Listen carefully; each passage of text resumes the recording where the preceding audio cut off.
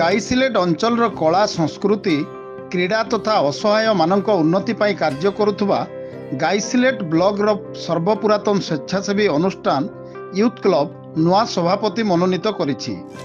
ନୂଆ ସଭାପତି ଭାବେ ଜଣାଶୁଣା ସମାଜସେବୀ ରଞ୍ଜନ କୁମାର ପଣ୍ଡା ମନୋନୀତ ହୋଇଛନ୍ତି।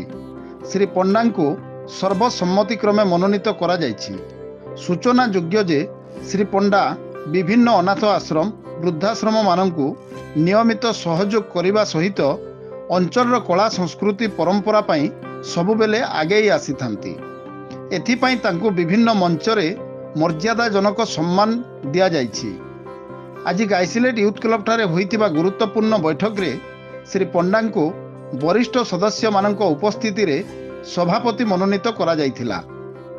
ଉକ୍ତ ବୈଠକରେ ଡାକ୍ତର ସୁନୀଲ ପଣ୍ଡା, ରବୀନ୍ଦ୍ର ପଣ୍ଡା, ଅରବିନ୍ଦ ପଣ୍ଡା, ମନୋହର ପାଣିଗ୍ରାହୀ, ରୋହିତ ପୁରୋହିତ, ପ୍ରମୋଦ ପୁରୋହିତ, ଶ୍ରୀକାନ୍ତ ଦାସ, ଶାଶ୍ୱତ ଯୋଶୀ, ମନୋଜ ଦାସ, ସରୋଜ ପୁରୋହିତ, ଲୋକେଶ ପୁରୋହିତ, ଲେକେରୁ ଡୁଡୁଗା, ଗିରୀଶ ପଣ୍ଡା, ପ୍ରିୟତମ ପୁରୋହିତ, ସୋନୁ ପଣ୍ଡା, ରାଜା ପାଣିଗ୍ରାହୀ, ଅମରେଶ ପୁରୋହିତ ପ୍ରମୁଖ ଉପସ୍ଥିତ ରହିଥିଲେ। ଏହି ଗୁରୁ ଦାୟିତ୍ୱ ମିଳିବା ପରେ ସମାଜସେବାକୁ କ୍ଲବ ପକ୍ଷରୁ ଆହୁରି ଦ୍ୱିଗୁଣିତ କରାଯିବ ବୋଲି ଶ୍ରୀ ପଣ୍ଡା ସୂଚନା ଦେଇଛନ୍ତି।